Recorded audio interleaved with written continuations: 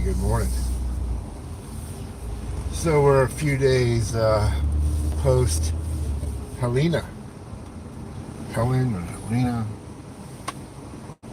But at some point, everyone will remember Northwest coast devastation up and down the northwest coast of Florida.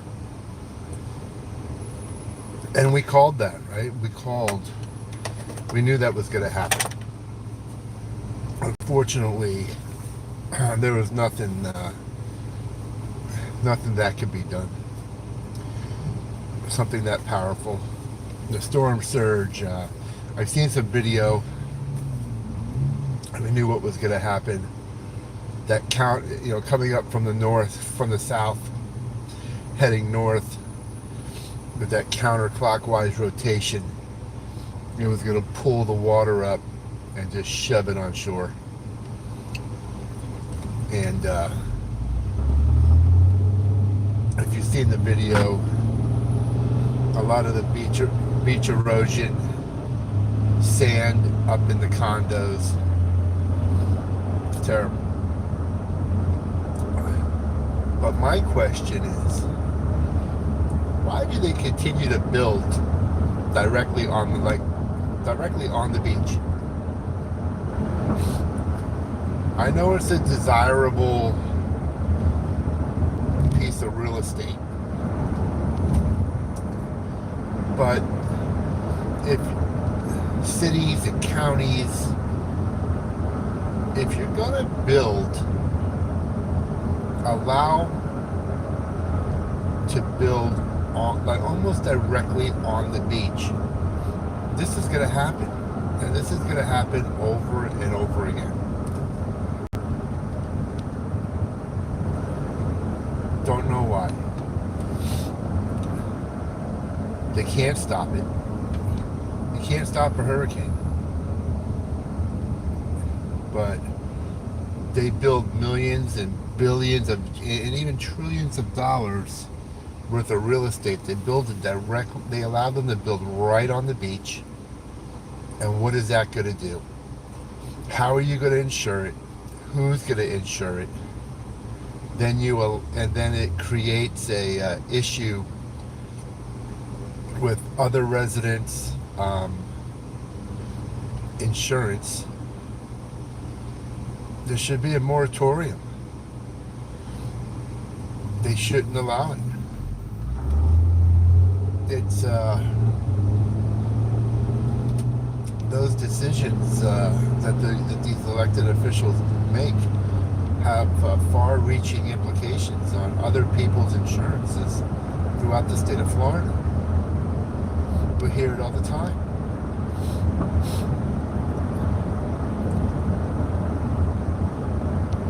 But they want the best of both worlds. They want the high income. They want the high property values that these types of places bring. Property brings. Yo, what's up?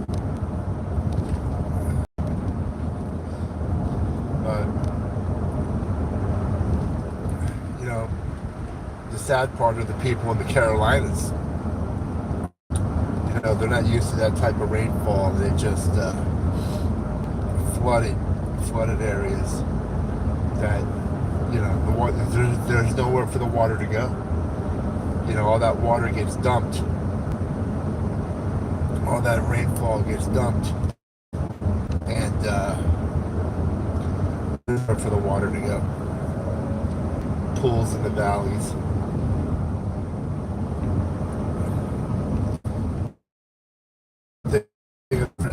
Every floods, but most of it, depending where it floods, it all goes back into the ocean, right? Comes on shore, it floods, and then it runs back into the ocean. It gets into our canal systems and intracoastal systems, and the water is pumped back out into the ocean. That's why in Florida it could be, you could have a storm and everything can be flooded, and within 24 to 48 hours it's all gone. And we don't get the, I I haven't seen 4 or 5 foot of, hello, I haven't seen that type of flooding here in Florida.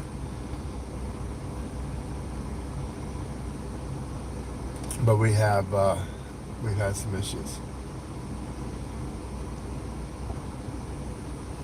Wow, that's nowhere near Florida, is it? Well, I don't know whether to say good morning or good afternoon. It's morning for me. It's like 8:15 in the morning near Miami, and 82 degrees. 8:15 and 82 degrees. Well, welcome. Thanks for stopping by my live stream. We're just having a conversation about some of these bad storms we've been having. The hurricane that just passed.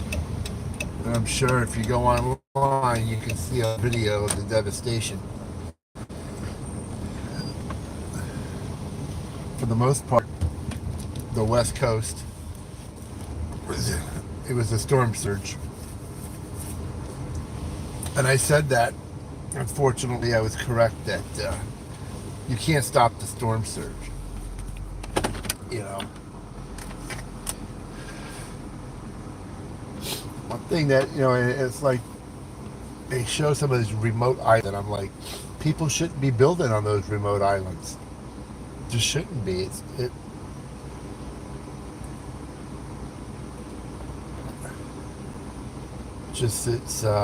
very dangerous. The storm can a storm can take you out. You shouldn't be building in those areas.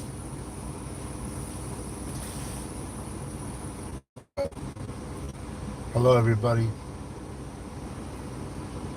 But they showed they have some big equipment out there scraping up all the sand and dumping it. Hi.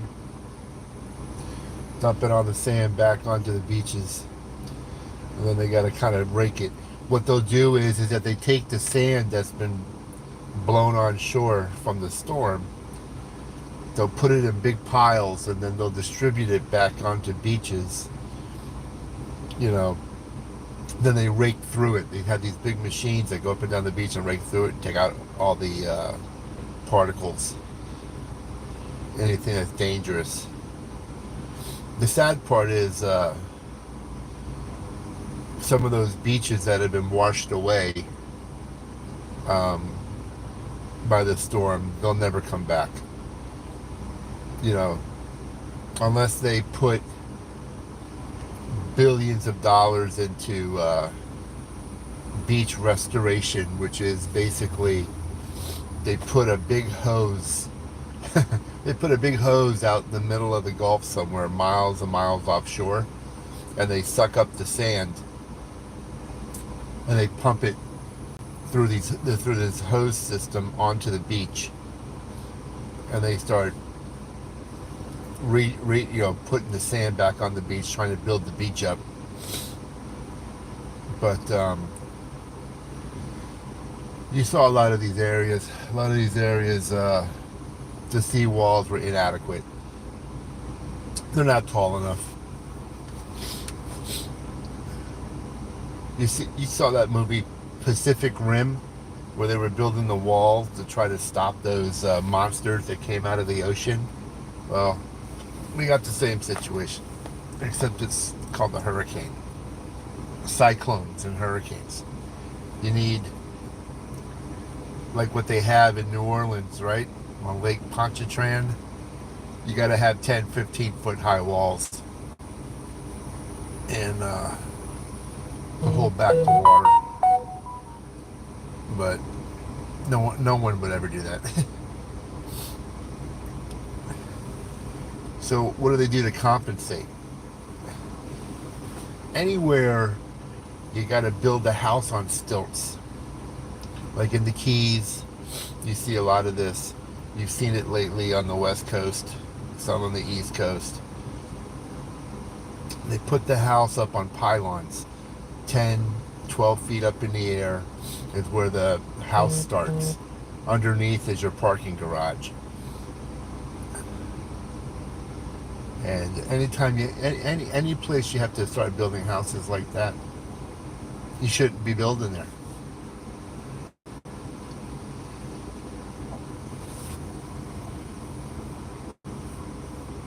It's unfortunate a lot of people,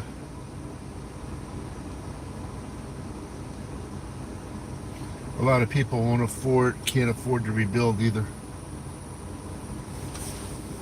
They've been living in the same house for many years. They don't have a mortgage. They're older. They don't have a mortgage. And then it comes along and it blows the house down, and you have no income. You have nothing that could rebuild the house.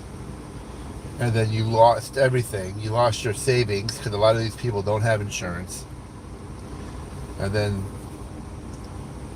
your structure's gone. So now all you do is own the land. So your property value has been, the worth has been cut down to Zippo. Like my dad lives in a mobile home. It's a very desirable area, right? And the mobile homes are selling for over $300,000. He bought the house for $40,000. Now they're going for over $300,000. And I tell him all the time, sell it, pocket the money, and go live with someone. Go live with me. Come live with me. You're 80 years old. Pocket the money. He doesn't. He don't want to do it.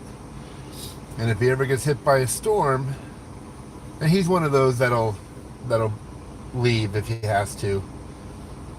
But what happens? Once the mobile home is destroyed, which I've seen in the past happen, he'll never be able to rebuild because he's retired, lives on a minimum Social Security. He won't be able to afford to put another brand new mobile home there.